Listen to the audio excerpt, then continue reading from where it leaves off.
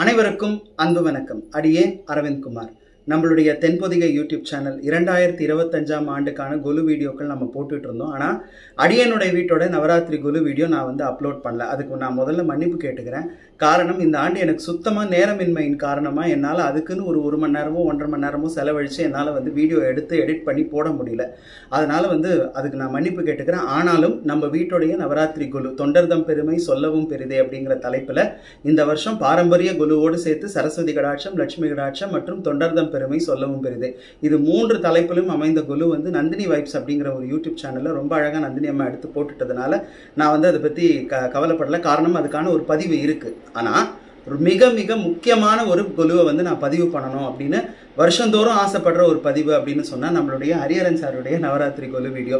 நம்மளுடைய பூலோக வைகுண்டம் என்று அழைக்கப்படக்கூடிய ஸ்ரீரங்கத்தில் அவர் வைக்கக்கூடிய அந்த குலு அப்படிங்கிறது ஏதோ ஒரு சாதாரணமாக ஒரு வீட்டில் இந்த ஒரு குலுவுக்காக சாதாரணமாக செய்யப்படக்கூடிய ஏற்பாடுகள் அப்படின்னே சொல்ல முடியாது. காரணம், இதை நான் ஏன் ரொம்ப அழுத்தம் திருத்தமாக சொல்கிறேன் அப்படின்னா, இது ஒரு குலு பிரியனுடைய, அதையும் தாண்டி நம்மளுடைய இந்து சமயத்தின் மீது அலாதியான பற்று கொண்ட ஒரு பக்தனுடைய 2 அல்லது 1.5 ஆண்டு கால உழைப்பினுடைய விளைவு தான் இப்போ நம்ம பார்க்க போகிற குலு. போன வருஷமே நம்ம ஹரிஹரன் சாருடைய குலுவை நம்ம வந்து பார்த்துருப்போம்.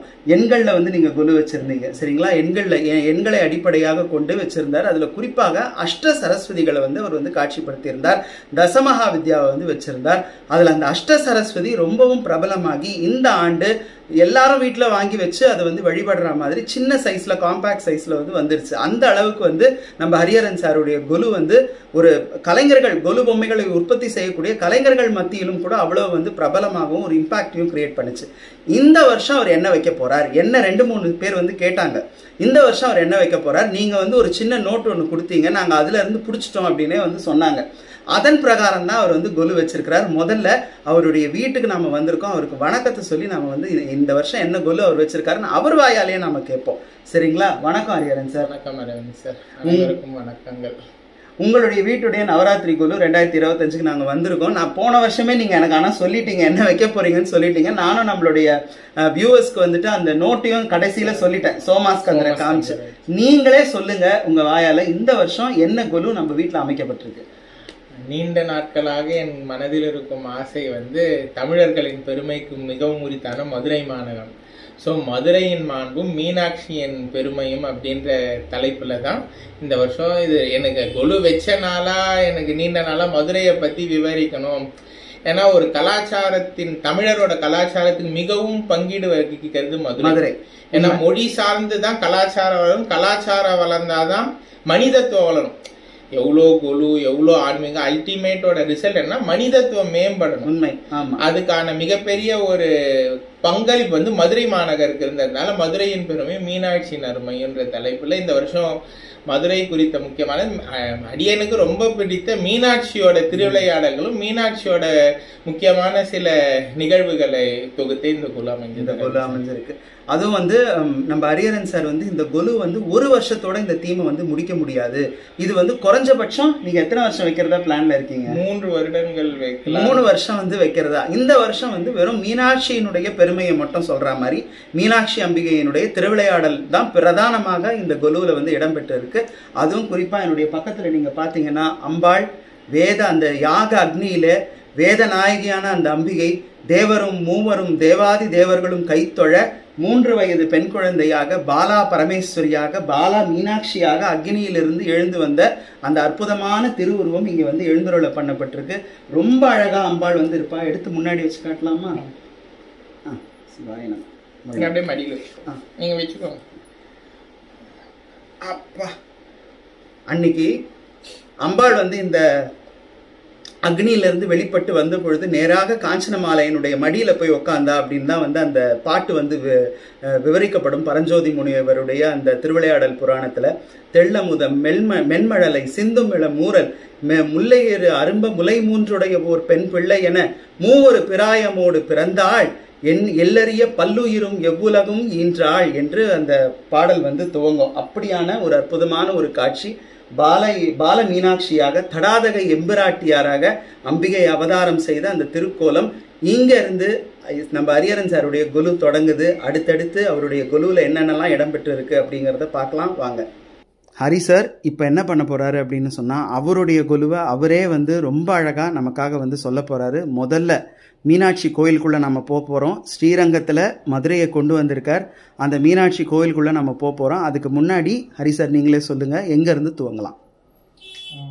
5 கரத்தினை ஆனை முகத்தனை இந்தின் நிலம்பலை போலும் ஈட்டினை நந்தி மகந்தனை ஞான கொழுந்தினை பொந்தியில் அடி போற்றுகின்றோம். முக்குருணி விநாயகர் கிட்ட இருந்து இந்த குலு வர்ணனை ஆரம்பிக்கலாம். மதுரையே உரித்தான முக்குருணி விநாயகர் இங்கே முதல்ல இங்கே காட்சிப்படுத்தியிருக்கோம். இந்த முக்குருணி விநாயகர் வந்து மீனாட்சி சொக்கநாதர் மூலஸ்தானத்துக்கு எதிர்த்தாப்புல நிக்கிற மாதிரி சேவை சாதிச்சிடும். எங்க ஊர்ல அகிலாண்டேஸ்வரிக்கு முன்னாடி எப்பவுமே பிரசன்ன விநாயகர் இருப்பார். அதுக்கு அதே மாதிரி இட வசதி இல்லாதனால இந்த மாதிரி அமைப்புல முக்குரி விநாயகர் வந்து சொக்கநாதருக்கும் அன்னை மீனாட்சிக்கு எதிர் சேவை கொடுக்குற மாதிரி இங்க மூலஸ்தான சேவையில வச்சிருக்கோம். நீங்க இங்க பாக்குறது வந்து மீனாட்சி அம்பிகை மரகத பாவையான மூலஸ்தான காட்சியின் தங்க பாவாடையில, அதே மாதிரி சொக்கநாதர் பிரியாவிடை அம்மனோட இருக்கிற மாதிரி சேர்ந்த மூலஸ்தான சேவையா இதை காமிச்சிருக்கீங்க. சரி, பிரமாதமாக அந்த மதுரையில் எப்படி சொக்கநாத பெருமான் காட்சி தருவாரோ அதே போன்று சொக்கநாதரோடு சேர்த்து பிரியாவிடையாகி அன்னை மனோன்மணி போகசக்தி ஸ்வரூபினியாக இங்கே இருக்கிறார். அதையும் நாம் பார்க்குறோம். மீனாட்சி மதுரைக்குள்ள மதுரை மீனாட்சி அம்மனுடைய ஆலயத்தில் கர்ப்பகிரகத்தில் அம்பாள் மரகத திருமேனியாகத்தான் காட்சி தருவார். அதே போன்ற மரகத திருமேனியாக இடுப்பில் ஒரு குறுவாளோட அன்னை வலது கரத்தில் வந்து கிளி ஏந்திய ஸ்வரூபினியாக நல்ல சர்வ அலங்கார பூஷித்தையாக காட்சி தரக்கூடிய அந்த அற்புத கோலத்தை நாம் பார்க்குறோம். முன்னாடி தர்மமே ஆகிய விடை ரிஷப வாகனம் சுவாமியினுடைய நந்தி வாகனத்தை பார்க்குறோம். மிக முக்கியமாக இது வரைக்கும் நீங்கள் வேறு எந்த கொலுவிலையும் பார்த்துருக்க முடியாத ஒரு அற்புதமான காட்சி இங்கே அமைக்கப்பட்டிருக்கு. அது ஹரி சாரே நமக்காக சொல்லுவார். சொல்லுங்கள் ஹரி சார், நீங்கள் மதுரை கொலு வைக்கணும்னு சொன்னப்பவே அரவிந்த் இதெல்லாம் கண்டிப்பாக வந்து கொலுவில் இடம்பெறணும்னு நீங்கள் ஒரு 8 பேரை சொன்னீங்க. அந்த 8 பேரை நீங்களே அறிமுகப்படுத்துங்க, சொல்லுங்கள். நம்ம எப்பவுமே மதுரையை பொறுத்த வரைக்கும் அன்னை மீனாட்சியை முதல்ல சேவிச்சுட்டு சுந்தரேஸ்வர பெருமானை சேவிக்க போவோம். மீனாட்சியை சேவிக்க நம்ம முதல்ல கோயிலுக்குள்ள எடுத்து வைக்க சொல்ல நம்ம முதல்ல ஒரு மண்டபத்தை தாண்டி போவோம். அந்த மண்டபம் தான் அஷ்டசக்தி மண்டபம்னு சொல்லுவாங்க. அம்பாளுக்கு இருபுறமும் 4 சக்திகள் வந்து பரிவார தேவதைகளாக இருப்பாங்க. சரி, நம்ம வைக்க சொல்ல மதுரையை வர்ணனை பண்ண சொல்ல இந்த அஷ்டசக்தியோடவே வர்ணனை பண்ணோன்ட்டு 4 அஷ்டசக்திகள் எதிர் சேவை கொடுக்குற மாதிரி முதல்ல கௌமாரி, 2வது ரௌத்ரினி, 3வது வைஷ்ணவி, 4வது மகாலட்சுமி, அதே மாதிரி அந்த புறத்துல 5வது மகேஸ்வரி, 6வது ஷியாமலை, 7வது யஜ்ஞரூபிணி, 8வது மனோன்மணி அப்படின்னு அஷ்டசக்திகளை இருபுறம் பரிவாரங்களா வந்து இந்த மூலஸ்தான சேவை அலங்கரிச்சிருக்காரு. அதாவது மதுரையில பாத்தீங்கன்னா 4 ராஜகோபுரங்கள் வெளிகோபுரங்களாக இருக்கிறது. வெளியில் நம்ம இதிலிருந்து பார்க்கும் பொழுது, நம்மளுடைய அந்த வீதியிலேருந்து பார்க்கும் பொழுது, சித்திர வீதியிலேருந்து பார்க்கும் பொழுது 4 ராஜகோபுரங்கள். ஆனால் இதில் எந்த வழியாகவும் சுவாமியும் அம்பாலும் வெளியில் வர மாட்டாங்க. அஷ்டசக்தி மண்டபம் அப்படின்னு சொல்லக்கூடிய அம்பிகையினுடைய பிரதான மண்டப வாயிலாகத்தான் தேவியும் சுவாமியும் வந்து வெளியில் வந்து வருவாங்க. அந்த அஷ்டசக்திகள் மிக மிக பிரமாதமான அஷ்டசக்திகள் நம்மளுடைய மதுரை மீனாட்சி அம்மன் கோயிலில் நம்ம பார்க்கலாம். அதை அப்படியே தத்ரூபமாக ஒரு ஸ்டோன் ஃபினிஷில் இங்கே வந்து கொண்டு வந்திருக்கார். எல்லாரும் உடனே கேட்பாங்க, இது எந்த ஊரில் செஞ்சது, எந்த கருங்கல்லால் செஞ்சதுன்னு. அந்த அளவுக்கு தத்ரூபமாக காட்சி தரக்கூடிய அஷ்டசக்திகளை நாம் வந்து இங்கே தரிசனம் பண்ணுறோம். எவ்வளோ அழகாக இருக்காங்க பாருங்கள் இந்த அஷ்டசக்திகள். நான் தான் சொன்னேன் பார்த்தீங்களா, ஒரு பக்தனுடைய, ஒரு சமயத்தை பின்பற்றக்கூடிய ஒரு அன்பனுடைய, கொலு பிரியனுடைய ஒரு மெனக்கெடல் அப்படின்னு சொன்னால் இதெல்லாம் தான். இதெல்லாம் அப்படியே மதுரை கோயிலில் எப்படி இருக்கோ அதிலிருந்து ஒரு 90 விழுக்காடு அதை கொண்டுட்டு வந்திருக்கிறாரு அப்படின்னு தான் சொல்லணும். அவ்வளோ பிரமாதமான ஒரு அஷ்டசக்தியோடு கூடிய மீனாட்சி சொக்கநாதன், அன்னை அங்கையர்கண்ணி சொக்கநாதனுடைய தரிசனத்தை முதல்ல பார்த்துக்கிட்டு இப்போ நம்ம வந்து கொலுவுக்கு போகலாம். ஹரி சார், நீங்களே தொடங்குங்க. மேலேருந்தே நவராத்திரி அப்படின்னு சொல்லிட்டாலே இந்த 3 பேரும் பிரதானம். அவங்கள பற்றி சொல்லுங்கள் சார். ஸோ எப்போவுமே நவராத்திரியில் அம்பிகை புவனேஸ்வரியும் மகாலட்சுமி சரஸ்வதியான நவராத்திரி நாயகளை நம்ம எல்லா குழுவிலையும் ஏழை பண்ணுவோம். எந்த குழுவோட மைய கருத்து எப்படி இருந்தாலும் இந்த 3 நாயகிகள் இல்லாத குழு இருக்காது. நான் முதல்ல குழு வைக்கணும்னா இவர்கிட்ட சங்கல்பிச்சுருந்தா எந்த மைய கருத்து வைக்கணும்னு அது குத்திர வர மாதிரி நாங்கள் வைப்போம். ஸோ அதனால நடுநாயகமா யோகமாயா புவனேஸ்வரிக்கு இருபுறம் மகாலட்சுமி சரஸ்வதியும் குழுவிட்டு இருக்க மாதிரி நவராத்திரி நாயகிகள் வச்சிருக்கோம். பிரமாதம். எப்பவுமே வந்து அதை மட்டும் விட்டுடவே மாட்டார் ஹரி சார். அது ராமாயண குலுவா வச்சாலும் சரி, இல்லாட்டி பெரிய புராண குலு எது வச்சாலும் இந்த நவராத்திரி நாயகிகள், ஏன்னா அவருக்கு வந்து சம்பிரதாய குலு வைக்கணும்லாம் ரொம்ப ஆசை, வச்சுட்டு அதுக்கப்புறம் தான் தீமேட்டிக் குலு. ஆனால் இந்த இட வசதியின் காரணமாக அவரால் அது பண்ண முடியாது. அதனால அவர் ஆனாலும் இந்த சம்பிரத குலு நவராத்திரி குலு அப்படின்னு சொல்லிட்டாலே, சாரதா நவராத்திரி அப்படின்னு சொல்லிட்டாலே அது துர்காலட்சுமி சரஸ்வதினு சொல்லக்கூடிய முப்பெரும் தேவிகளுக்கானது. அதை மட்டும் என்றைக்குமே ஹரி சார் வந்து விடமாட்டார். அவங்கள வச்சு தொடங்கி இருக்கிறார். அடுத்து நம்ம மதுரையில் அடுத்த ரொம்ப முக்கியமான மூலஸ்தானத்திற்கு அடுத்த முக்கியமான ஸ்தானம் அப்படின்னு சொன்னால் அது வந்து உற்சவருடைய ஸ்தானம். அதையும் இங்கே வந்து எழுந்துருளை பண்ணியிருக்கிறார். நீங்களே சொல்லுங்க ஹரி சார். ஸோ மூலஸ்தானம் மாதிரியே இங்கே மூலஸ்தானத்தில் வலதுபுறம் வந்து உற்சவ திருமேனிகளை ஏல பண்ணி அலங்காரம் பண்ணி நிற்க வச்சிருக்கோம். அம்பிகை மீனாட்சியும் பிரியாவிடை சமேத சோமசுந்தர பாண்டியரும் ஒரு புறம் வச்சிருக்கோம். இது நான் இந்த நேரத்தில் வந்து என்னுடைய நண்பர் சுதர்ஷன் அவர்களை வந்து ரொம்ப நான் நன்றி கடன் பட்டிருக்கேன். அவர் வீட்டில் கொலு இருந்த நேரத்தில் இது மாதிரி சுதர்ஷன் அவங்க மதுரையை மைய கருத்தாக வைக்கிறேன், நீங்கள் மதுரை கட்டிலேயே வந்து சொக்கநாதரையும் மீனாட்சி பிரியாவிடையை வந்து எனக்கு அலங்கரிச்சிட்டு பண்ணிட்டு போகணுன்ன உடனே அமாவாசை அன்னைக்கே வந்து அவரே அதுக்கான எல்லா அணிகலன் ஆபரணங்கள் என்கிட்ட இருக்கிறது போக மீதி எல்லாமே எடுத்துன்னு வந்து அதே மாதிரி மதுரை கட்டிக்க உரிய சிவபெருமானுக்காகட்டும் சொக்கநாதருக்கும் மீனாட்சிக்கும் அதே மாதிரி வந்து அலங்காரம் பண்ணி கொடுத்துட்டு போனார். வரவங்கெல்லாம் இந்த அலங்காரம் ரொம்ப அழகா மதுரை மாதிரியே இருக்குன்னு பல தடவை போட்டுனாங்க. அது அனைத்துமே வந்து அரவிந்த் சார் ஒரு விஷயம், நம்ம கொலுவை பொம்மையா மட்டும் பார்க்கறதுனால இதுல பல நல்ல சந்திப்புகள், நிறைய நட்புகள், உண்மை நிறைய அரிய ஞானங்கள் எல்லாமே கிடைக்குது. பொம்மை கொலுன்ற அந்த 10 நாள் வைபவன் மட்டும் பார்க்காம, ஏன்னா சுதர்ஷன் வந்து எனக்கு இது மாதிரி ஒரு பொம்மை வாங்குற இடத்துல தான் அறிமுகமானார். எனக்கும் அவர் அங்கதான் அறிமுகமானார். எனக்கு நம்மளுடைய தென்பொதிகை சேனல் மூலமாகவும் இன்ஸ்டாகிராம் மூலமாகவும் அறிமுகமானார். நான் நல்ல நண்பர், ரொம்ப அருமையான ஒரு தம்பி, ஒரு நல்ல நண்பரை வந்து இந்த கொலு எனக்கு அறிமுகப்படுத்தினது. அவர் வந்து இந்த அலங்காரம் எல்லாம் பண்ணிட்டு போனார். அம்பாள் சாட்சாத் அங்க இருக்கிற மாதிரியே இருந்ததா எல்லாரும் வந்தவாலும் சொன்னாங்க. ரொம்ப பிரமாதமாக சுதர்ஷன் பண்ணியிருக்காரு. சுதர்ஷன், உனக்கும் இந்த நேரத்தில் நானும் நன்றி தெரிவிச்சுக்கிறேன். அவ்வளோ அழகாக நம்மளுடைய மதுரையில் இருக்கக்கூடிய சொக்கநாதர், பிரியாவிடை மற்றும் அந்த நம்மளுடைய மீனாட்சியினுடைய உற்சவ திருமேனிக்கு ரொம்ப அழகாக அலங்காரம் பண்ணியிருக்கீங்க அவரோடு. அதுக்கப்புறம் இது இந்த தீமுடைய முக்கியமான ஒரு அங்கம் அப்படின்னு சொன்னால் நீங்களே சொல்லுங்க சார். மீனாட்சி சுந்தரேஸ்வரர் திருக்கல்யாண வைபவம் தான் நான் ரொம்ப நாளாக ஆசைப்பட்டு ஒரு நல்ல ஒரு மேக்ஸி சைஸ்ல வைக்கணும்னு ரொம்ப நாள் ஆசை. எனக்கு எப்பவுமே என்னோட கொலுவை பாக்குறவங்களுக்கு தெரியும், முதல் படி பொம்மைங்க வந்து கொஞ்சம் பெரிய பொம்மையா தான் இருக்கிற மாதிரி. ராமர் பட்டாபிஷேகம் ஆகட்டும், தசமகா வித்தை ஆகட்டும், போன வாட்டி நாங்க வச்சக்கூடிய அஷ்ட சரஸ்வதி எல்லாமே. இந்த வாட்டி எனக்கு ரொம்ப நாள் ஆசை வந்து அந்த திருவிளையாடல் புராணத்துல வர மாதிரி, படலத்துல வர மாதிரி வர்ணனையிலேயே மீனாட்சி திருக்கல்யாணம் கடம்ப மரத்துக்கு முன்னாடி பவளக்கனிவாய் பெருமாள் தாரை வார்த்துக்கிற மீனாட்சி சொக்கநாதர் ஐயன் திருமண வைபவத்தை குலு வர்ணனையில வைக்கணும்ட்டு எல்லா இடத்துலயும் இருக்க மாதிரி இல்லாம இங்க சிவபெருமானை வந்து மீனாட்சி கரம் பிடித்து கொடுத்திருப்பாங்க. மகாலட்சுமி தாயார் வரவேற்புரைக்க வாணியின் வீணை, நந்தியின் மத்தளம், நாரத கானம், சப்த கன்னியரின் வரிசை தட்டோட 2 குண்டோதரணங்களும், அஷ்டதிக் பாலகர்கள் சிவருக்கு பரிவாரங்களாக வருணன், வாயு, குபேரன், இந்திரன், ஈசானன், யமன், நைருதி அக்னியோட அகத்தியரும் பிரம்மாவே தான் உகந்து வேள்வியை நகர்த்த வியாக்கிரபாதர், பதஞ்சலி, சுகபிரம்ம ரிஷியோட மீனாட்சி கல்யாண வைபவத்தை சம்பூர்ணமாக ஏல பண்ணியிருக்கும் முதல் 2 படியில. ரொம்ப ரொம்ப ரொம்ப ரொம்ப அழகா இருக்கு. இது வந்து எப்படி சொல்றது, வார்த்தையால வர்ணிக்கவே முடியாது. அந்த அளவுக்கு ஒரு மெனக்கெடல், அந்த அளவுக்கு வந்துட்டு உழைப்பு. ஏன்னா எனக்கு தெரியும் இந்த பொம்மைகளை எல்லாம் அவர் வந்து இப்படி இங்கே எடுத்துட்டு வந்து வைக்கிறதுக்கு எவ்வளவு சிரமப்பட்டிருக்கார், அதுக்காக எவ்வளவு உழைச்சிருக்கார், எவ்வளவு பயணம் பண்ணியிருக்கார். இந்த நல்ல நேரத்தில் இந்த பொம்மைகளை செய்து கொடுத்த மற்றும் இதுக்கு அழகாக வர்ணம் தீட்டி கொடுத்த அந்த ஆர்டிஷன்ஸுக்கு, அந்த கலைஞர்களுக்கு நம்ம இந்த நேரத்தில் வந்து நிஜமாக நன்றி சொல்லணும்.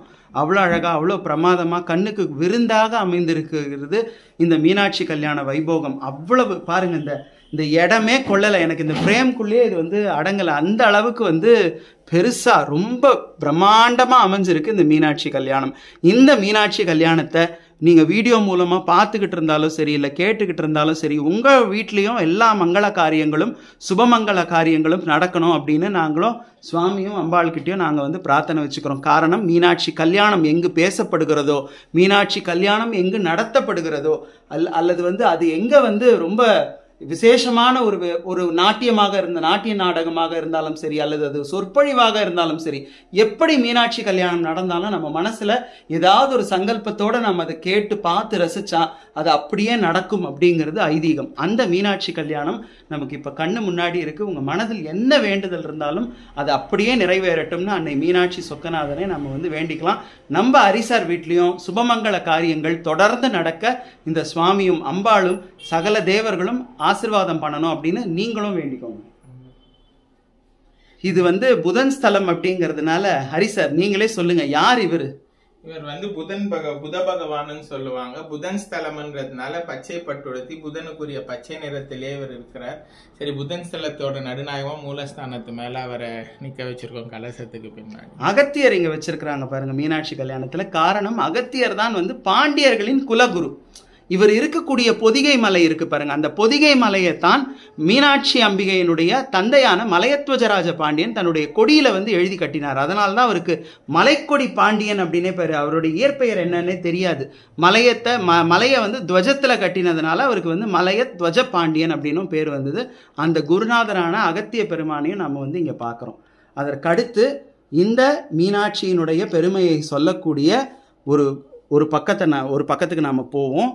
நடுநாயகமாக சொல்லுங்க ஹரிசார், யார் இந்த தேவி? இப்போ கொஞ்ச நேரத்துக்கு முன்னாடி நம்ம பார்த்தோம், ஆனா நீங்க உங்களுடைய வாக்கால சொல்லுங்க. நடுநாயகமாக அன்னை பாலமீனாட்சியை குழு பண்ணி வச்சிருக்கோம். ஸோ அம்பாள் பிரத்யட்சமா முதல்ல யாகத்திலிருந்து தோன்றிய அந்த ஸ்வரூபம் 3 வயது பதுமையாக சுழிய கொண்டையோட சர்வாலங்கார பூஷிதையாக அம்பாள் வந்து இங்க ஏல பண்ணியிருக்கோம். பட்டு பீதாம்பரங்கள் உடுத்தி நவரத்ன மணிகளுடன் அம்பாள் புன்முறுவலோட மலையத்வஜ பாண்டியனுக்கு எவ்வாறு எழுந்தாலும் அங்கனமே இங்க எங்க குழுல நடுநாயகமா இந்த பொம்மைய வச்சிருப்பாரு. இந்த இது முழுக்க சொல்லுங்க, சொல்ல தொடங்குங்க சார். யார் இவங்க? ஸோ இந்த பகுதியில நீங்க பார்க்கறது வந்து மீனாட்சி ஜனனம் முதல் மீனாட்சி திருக்கல்யாணம் வரை நடந்த வைபவங்களை வர்ணனைப்படுத்தி கொடுத்திருக்கோம்.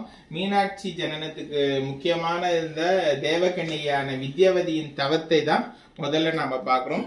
வித்யாவதி பரபட்டாரிகா ராஜேஸ்வரியை நோக்கி தவம் பண்ணி அம்பிகை சர்வாலங்கார பூஷிதை கருணாமயமான தேவி வந்து ராஜேஸ்வரியா காட்சி தந்து வேண்டும் வரம் கேட்கிறாங்க. தங்களை கண்ட தரிசனமே தலையாய வரம் என்று சொல்ல, இருப்பினும் வித்யாவதிக்கு ஒரு குழந்தை போல் கொஞ்ச முடியவில்லையே என்ற ஏக்கத்தை அறிந்த அன்னை ராஜேஸ்வரி, உன் ஏக்கம் தீர்ந்து நீ மறுபிறவில் காஞ்சனமாலாவாக ஜனிக்கும் வண்ணம் நானே அடியேன் உனக்கு மகளாக வருவேன், அம்பாள் வந்து மீனாட்சியா வருவேன்ற வரத்தை முதல்ல வித்யாவதி தவத்தின் மூலியமா வெளிவந்ததுனால அந்த முதல் தொகுப்பு வந்து வித்யாவதி தவமாக அங்க ஏலப்படி இருக்காரு. அந்த வித்யாவதி தான் காஞ்சனமாலையா ஜென்மத்துல வந்து மலையத்வஜ பாண்டியனை மணந்து மகப்பேர் இல்லாத காரணத்தினால புத்திரகாமிஷ்டி யாகம் பண்றாங்க. அம்பிகை யாகத்தில் 3 வயது பதுமையாக 3 ஸ்தன்யங்களுடன் பிரபாவிக்கிறாள். அதுதான் நம்ம இங்க பாக்குறோம். இததான் வந்து ரொம்ப அழகா பரஞ்சோதி முனிவர் தன்னுடைய திருவிளையாடல் புராணத்துல பாடியிருக்கார். தெள்ளமுதம் மென்மழலை சிந்தும் இளமூரல் முல்லையிரு அரும்ப முலை 3 ஓர் பெண் பிள்ளை என 3 பிராயமோடு நின்றாள் எள்ளறிய பல்லுயிரும் எவ்வுலகும் ஈன்றாள் அப்படின்னு. அவள் 3 வயது பெண் குழந்தையாக 3 தனபாரங்களோடு யாகாக்னியிலே பிறக்கிறாள். ஆனால் அவளுடைய அவதாரம் நிகழ்ந்தாலும் கூட இவள் சாதாரணமான பெண் அல்ல.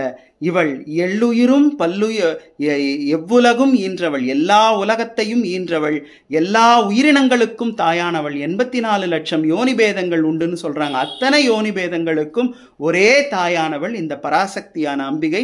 அவள் 3 வயது பெண் குழந்தையாக மலையத்வஜராஜன் செய்த யாகத்தின் பயனாகவும் காஞ்சனமாலை முற்பரவிலே செய்த தவத்தின் பயனாகவும் அவங்களுக்கு ஒரு பெண்மகவாக வந்து அவதாரம் பண்றாங்க. அப்ப அசரீரி ஒலிக்கிறது. ஏன்னா மலையத்வஜனுக்கு ஒரே வருத்தம், ஏன்னா குழந்தை 3 மார்பகங்களோடு பிறந்து விட்டதே, பகைவர்களுக்கு தெரிஞ்சா சிரிப்பாங்களே அப்படின்னு வந்து அவருக்கு ஒரு வருத்தம் வந்தது. அப்பொழுது அசரீரி ஒலித்தது. மன்னவா, நின் திருமகட்கு நீ மைந்தர் போல் சடங்கு அனைத்தும் வழாது செய்து வேதம் சொன்ன முறை அவளுக்கு தடாதகை என்று பெயரிட்டு முடிசூட்டுவாய். இப்பொன்னனையால் தனக்கு கணவர் வரும் பொழுது ஒரு முலை மறையும் வருந்தாதே அப்படின்னு அசரீரி ஒலிக்கிறது. அவளுக்குரிய கணவன் வருகிற பொழுது 3வது மார்பகம் மறைந்துவிடும், நீ வருந்தாதே. அது வரைக்கும் வேதத்துல என்னென்ன இவளுக்கு சொல்லப்பட்டிருக்கோ அத்தனையும் செய்து அவளுக்கு எல்லா விதமான போர் பயிற்சி, கலை பயிற்சி எல்லாம் கொடுத்து முடிசூட்டி தடாதகைன்னு பேர் வை அப்படின்னு சொல்லி ஒலிக்குது. அதன் பிரகாரம் தான் மலையத்வஜராஜ பாண்டியன் வளர்க்கிறார். அதற்கடுத்து என்ன காட்சி அப்படிங்கறத சொல்லுங்க சார். அதுக்கடுத்தது வந்து ஆண் பிள்ளையாக வளர்க்க மட்டும் இல்லாத மலையத்வஜ பாண்டியன் பருவம் அடைந்த உடனே அன்னைக்கு பட்டாபிஷேகமும் செய்விக்கிறார். உலகத்தின் முதல் பெண்ணரசி என்று உங்களுடைய பராக் கேட்டுக்கணும் பாருங்க, எங்கேயோ நம்ம பேசுறோம் மணி அடிக்கிறது. சோ அந்த மாதிரி முதல் பெண்ணரசியாக அம்பிகை வந்து முடிசூட்டின சக்கரவர்த்தினியாக அந்த கோலத்தை இங்க வர்ணனை பண்றோம். குலகுரு அகத்தியரும் அங்க இருக்கிற மாதிரி நம்ம வச்சிருக்கோம். ஆமா, உலகத்தின் முதல் பெண்ணரசியாக இது நீங்க பாத்தீங்க அப்படின்னு சொன்னா மதுரையை பொறுத்த வரைக்கும் மீனாட்சியினுடைய அந்த ஆளுமை அல்லது வந்து மீனாட்சியினுடைய அந்த பக்தி, அங்க இருக்கக்கூடிய பக்திங்கிறது வெறும் சாதாரண பக்தியாக மட்டும் அல்லாமல் அது ஒரு சரித்திர நிகழ்வாகவும் பெண்கள் இங்கே அரசாண்டிருக்கிறார்கள் என்பதற்கு ஒரு முழு அடையாளமாகத்தான் மீனாட்சியினுடைய அரசாட்சியும் இங்க நம்மளுடைய மதுரையில வந்து தொடர்ந்து நடந்துகிட்டு இருக்கு.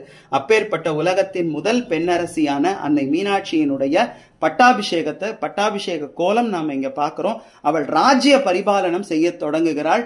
மதுரை எப்படி இருந்தது அப்படின்னு சொன்னா, மதுரையில அவ்வளவு வளம் இருந்துதான். வாழை வடக்கிலும் வான்முகில் மேற்கிலும் கரும்பும் இளநீரும் கண்திறந்து மடைப்பாயும், இங்கே கட்டு களம் காணும் கதிர் உழக்கு நெல் காணும், ஒரு தாள் அறுத்து வர மறுதாளும் பயிராகும், ஒரு தாள் அறுத்து வர ஐங்கலம் தேன் கூடு கட்டும், வான்முட்டும் தாராகும் மார்முட்டும் போராகும், யானை கட்டி மாடு கட்டி போரடித்தால் மாளாது சென்னல் என்று யானை கட்டி போரடித்த அழகான தென்மதுரை, இங்கே நரியும் பரியாகும் வன்னிமரம் சாட்சி சொல்லும், தாமரையிலே தங்கம் கண்டு தமிழுக்கு சங்கம் கண்ட எங்க மீனாட்சி ஆட்சி செய்யும் அழகான தென்மதுரை அப்படின்னு ஒரு பாட்டு இருக்கு. அது போல அன்னை ஆட்சி செய்யக்கூடிய அற்புதமான நகரம் மதுரை மாநகரம். இன்று வரை எத்தனை ஆட்சியாளர்கள் மதுரையை ஆட்சி செய்தாலும் நிரந்தர அரசியாக இருப்பது அன்னை மீனாட்சி தான் மதுரை மக்களே தங்களுடைய வாயார இன்னைக்கு வரைக்கும் சொல்லுவாங்க. அப்பேற்பட்ட அரசி அன்னை மீனாட்சியை நாம பாக்குறோம். அதற்கடுத்து என்ன கோலம் அப்படிங்கறத சொல்லுங்க சார். அதுக்கடுத்து வந்து மீனாட்சி அங்கேற்கண்ணிக்கு அணிகலன் மூட்டக்கூடிய கோலம் அப்படின்றதுனால அலைமகளும் கலைமகளுமே அன்னை மீனாட்சிக்கு ஆபரணங்களும் அணிகளும் எடுத்து அணிவிக்கிறார்கள். அதை வந்து மீனாட்சி கண்ணாடி காண்பித்து அன்னை தன்னுடைய அழகை ரசிக்கும் வண்ணம் இந்த வர்ணனை செய்திருக்கிறோம். பிரமாதம் பிரமாதம் பிரமாதம். அடுத்து அம்பாள் வந்து எங்க போனாங்க? பட்டாபிஷேகம் முடிஞ்சது அப்புறம் எங்க போவாங்க? திக்விஜயத்துக்கு தானே போவாங்க. அந்த காட்சியை நீங்களே சொல்லுங்க ஹரிசு. அதாவது ராஜ்யம் முடிச்சோடனே ராஜ்ய பரிபாலனத்தோட முக்கிய அங்கமான திக்விஜயமும் ராஜசூயமும் நடத்த போவாங்க. அம்பாள் 56 தேசங்களான கேரளம், குந்தலம், கலிங்கம், அவந்திகா, சேதி எல்லா நாட்டையும் ஜெயிச்சு இந்திரலோகத்தையும் ஜெயிச்சு கைலையை நாடி தன்னுடைய படையுடன் சுமதியுடன் போவாங்க. வந்திருப்பது சர்வ வல்லமை பொருந்தி அன்னை பராசக்தி ஏன்னு வாயில் காப்பாளனான நந்தியும் வந்திருப்பது யார் என்று மௌனம் சாதித்து வழிவிட்டு விடுகிறார். பூதகணங்களும் வழிவிட்ட உடனே அம்பாள் கைலை உள் சென்றபோது சிவபிரானி ஆயுதம் ஏந்தி அம்பாளை நோக்கும் வண்ணம் அம்பாள் வந்து அவளுடைய 3வது மறையப்பட்டு நாணத்துடன் அம்பாள் வந்து திக்விஜயத்தில் அம்பாலும் சிவனும் ஒருத்தர் எப்படி ராமாயணத்துல அண்ணலும் நோக்கினாள் அவளும் நோக்கினாள்ன்ற மாதிரி இருக்கோ அத மனசுல கருத்தாச்சுன்னு கையில சிவபிரானும் அம்பாலும் திக்விஜய காட்சியில இருவரும் நோக்கிற வண்ணம் இந்த அமைச்சு வச்சு மீனாட்சி ஜனனம் பார்த்தோம், பட்டாபிஷேகம் பார்த்தோம், அப்புறம் சரஸ்வதியும் மகாலட்சுமியும் அணிகலன்களை அம்பிகைக்கு அணிவிக்கிறத பார்த்தோம். அடுத்து முக்கியமானது திக்விஜய காட்சி. அந்த காட்சியும் பார்த்தாச்சு. பார்த்த பிற்பாடு திக்விஜயம் முடிஞ்சதுக்கு அப்புறம் சுவாமி வந்து இந்த நாள் குறித்த முகூர்த்தத்துல மதுரையில உனக்கும் எனக்கும் கல்யாணம்னு சொல்லி அனுப்பிச்சிடுறார். அந்த கல்யாண காட்சியை இப்ப பார்க்கலாம். சொல்ல தொடங்குங்க ஹரி சார். கல்யாண காட்சியில சிவபெருமான் பூத படைகளுக்கு இணங்க மும்மூர்த்திகளுடன் அஷ்டதிக் பாலர்களுடன் மதுராபுரியை நோக்கி வர வண்ணம் காஞ்சன மாலை வந்து மாப்பிள்ளைக்கு ஆரத்தி எடுக்கிற வண்ணம் இந்த குழு வர்ணனை அமைச்சிருக்கும். நீங்க ஒரு விஷயம் நல்லா புரிஞ்சுக்கோங்க.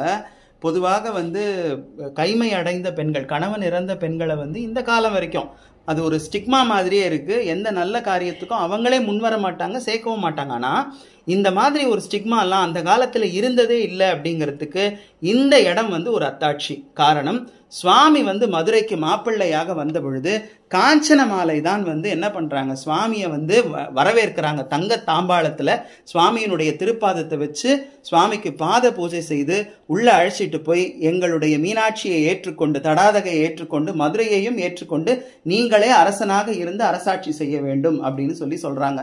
அந்த காட்சி எவ்வளவு அழகா அமைக்கப்பட்டிருக்கு அப்படிங்கறத பாருங்க. நந்தி பகவான் மேல சிவபெருமான் வந்து சவாரி பண்ற மாதிரியான ஒரு பொம்மையை வந்து நீங்களே செஞ்சிருக்கீங்க. கரெக்டா? நீங்களே அதை உருவாக்கி இருக்கீங்க. அது எப்படியோ இருந்த பொம்மைய அது மாதிரி உருவாக்கி இருக்காரு. அதுக்கு அடுத்து வந்து நம்ம கல்யாணம் பார்த்தாச்சு, சரியா? அடுத்த காட்சி என்னது ஹரி சார்? மாலை மாற்றுதல். மீனாட்சி சொக்கநாத பெருமாளும் மாலை மாற்றும் காட்சி, மணவரையில மாலை மாற்றுற மாதிரி இந்த காட்சியை சரி. அதுக்கடுத்து வந்து திருமண வைபவ சடங்குகள்ல ஒரு 4 சடங்கு எனக்கு ஆசைப்படுற மாதிரி இருக்கணும்ன்றதுனால சிவபெருமான் அம்பிகைக்கு கங்கணம் கட்டுற மாதிரியும், அடுத்தது சப்தபதி வலம் வர மாதிரியும், அடுத்தது வந்து சிவபெருமான் மீனாட்சிக்கு வந்து அம்மி மிதித்து அருந்ததி பார்த்து மெட்டிடுற காட்சி மாதிரி வச்சிருக்க மாதிரி சார். பிரமாதம். அது முடிஞ்சதுக்கு அப்புறம் அடுத்த காட்சி என்ன சார்? சிவபெருமானும் அம்பிகையும் ஆதி சொக்கநாதரை வந்து பூஜை பண்ற வண்ணம் இங்க காட்சி. ஏன்னா மதுரையை பொறுத்த வரைக்கும் என்ன வழக்கம்னா, அந்த அரசாட்சி ஏற்றுக்கக்கூடிய அந்த அரசன் சிவபூஜை பண்ண வேண்டியது வழக்கம். இங்கே இப்ப சொக்கநாதர் அரசனாக போறார். ஆனா தானே அரசனாக ஆனாலும் தன்னைத்தானே அவர் பூஜித்த திருத்தலம் தான் மதுரையில இருக்கக்கூடிய இம்மையிலும் நன்மை தருவார் கோயில். அந்த கோயிலினுடைய அந்த ஒரு அழகான ஒரு செட்டையும் இங்க வந்து போட்டிருக்காங்க. சிவபெருமானும் அன்னை மீனாட்சியும் தன்னைத்தானே, சொக்கநாதர் தன்னைத்தானே பூஜிக்கக்கூடிய அந்த அற்புத காட்சி. அந்த காலத்து அந்த கொலு பொம்மையில அந்த பீடம் முதல் எவ்வளவு அருமையான ஒரு வேலைப்பாடு. அந்த சிவலிங்கம் ஆகட்டும், அந்த நந்தி ஆகட்டும், நந்தி கீழே இருக்க பீடம் ஆகட்டும். ஆமா, இது ரொம்ப பழைய பொம்மை. அது இங்க அவர் வந்து செட்டா உருவாக்கி இருக்காரு. இது ஒரு செட்டாலாம் கிடைக்கல. அவர் வந்து அது வந்து உருவாக்கி இருக்கிறார். அவர்கிட்ட இருந்த உதிரி பொம்மைகளை பயன்படுத்தி வச்சிருக்கார். அதற்கு அடுத்து சொக்கநாத பாண்டியர் சிவபெருமானோட பட்டாபிஷேக காட்சி மாதிரி பட்டாபிஷேக காட்சி வச்சிருக்கீங்க. அதுக்கு அடுத்தது வந்து கல்யாணம் இனிதே நடைபெற்ற உடனே பதஞ்சலி முனிவரும் வியாக்கிரபாதருக்கும் தில்லையை நோக்கி விரையணும்னு சிவபெருமான் இடத்துல கோரிக்கை வைக்க, அங்க நடந்த ஆனந்த தாண்டவத்தை இங்க நான் வெள்ளியம்பலத்திலே உங்களுக்கு ஆனந்த கூத்தாடுகிறேன் என்று எப்படி சிதம்பரத்தில் கனக சபையில் ஆடினாரோ அதே மாதிரி மதுரையில் ரஜசபையில் அம்பிகையுடன் ஆனந்த கூத்தாடுகிறார். இந்த கூத்தாடின படலம் வெள்ளி சபையில சுவாமி கூத்தாடின அந்த படலத்தோடு சேர்த்து இங்க பாருங்க, இப்போ மதுரையில இருக்கக்கூடிய வெள்ளியம்பலத்துல சுவாமி கால் மாறி ஆடின ஒரு அந்த திருக்கோலம் வந்து இருக்கும். ரொம்ப விசேஷமான ஒரு திருக்கோலம். சுவாமி தன்னுடைய வலது காலை வந்து தூக்கி ஆடி இருப்பார். பின்னாளில் ராஜசேகர பாண்டியன் ஒரு பாண்டிய மன்னனுக்காக சுவாமி வந்து கால் மாறி ஆடின அந்த படலம் இங்கே வந்து காட்சியாகவே அமைக்கப்பட்டிருக்கு. இங்க வந்து யார் யாரெல்லாம் இருக்காங்கன்னு ஹரி சார் நீங்களே வந்து சொல்லுங்க. ரஜசபையில நடுவுல வெள்ளியம்பலத்தில் கூத்தாடிய நடராஜர் 10 திருக்கரங்களுடன் பல ஆயுதங்களுடன் கால்மாறிய சந்தியா தாண்டவத்துல கொலு வீட்டு இருக்கிறார். உடன் அம்பிகை மீனாட்சியும் சமயக்குறவர்களாக நால்வர் பெருமானும் நந்திகேஸ்வரரும் பதஞ்சலி வியாக்கிரபாதரும் இருப்பாங்க. மீனாட்சி பெருமை தான் இங்கே வைக்கப்பட்டிருக்கு. ஆனாலும் கூட திருவிளையாடல் புராணத்தில் வரக்கூடிய பல முக்கிய படலங்கள் இங்கே வந்தாச்சு. அதில் முக்கியமான படலங்கள் பார்த்தீங்கன்னா தடாதகை ஜனன படலம், தடாதகை பிராட்டியார் அவதார படலம், அதுக்கப்புறம் வந்து திருமண படலம், அதுக்கப்புறம் வந்து கால்மாறி ஆடின படலம், அதுக்கப்புறம் வந்து கால்மாறி ஆடின படலம் இங்கே இருக்குது. அதுக்கப்புறம் பதஞ்சலி வியாக்கிரபாதருக்காக வெள்ளியம்பலத்திலே திருக்கூத்தாடிய படலம் இதிலே வந்துருச்சு பாருங்க. பட்டாபிஷேகம் எல்லாமே வந்துருச்சு. ஆக இந்த அற்புதமான காட்சியை நம்ம பார்த்துட்டு அதுக்கப்புறம் மிக முக்கியமான காட்சிகள் நம்ம நகரலாம். அதுக்கு அடுத்து சொல்லுங்க சார். அடுத்தது திருமண வைபவம் முடிஞ்ச உடனே திருவிளையாடல் புராணத்துல குண்டோதரனுக்கு அன்னமிட்ட படலம்னு ஒரு படலம் வரும்.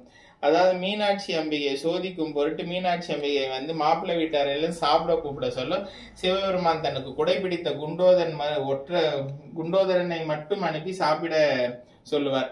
அப்ப அம்பிகை வந்து ஒரு குண்டோதரனுக்கா நாங்க இவ்வளவு பெரிய மணவரையில சமைச்சிருக்கோம்னு சொல்ல அந்த ஒரு குண்டோதரன் மொத்த திருமண உணவையும் சாப்பிட்டு மீண்டும் பசி பசி என்று திருவிளையாடல் புரிய அம்பிகை வந்து சிவபெருமானை வந்து முறையிட சிவபெருமான் வந்து குண்டோதரனுக்கு அன்னக்குழியை வைத்து பசி தீர்த்த படலம். அது சரி. அதுக்கு அடுத்து அது பசி வந்ததுக்கு அப்புறம் அவ்வளவு உணவு சாப்பிடாம இயற்கையாவே எல்லாருக்கும் தாகம் எடுக்கும் இல்லையா? ஆமா.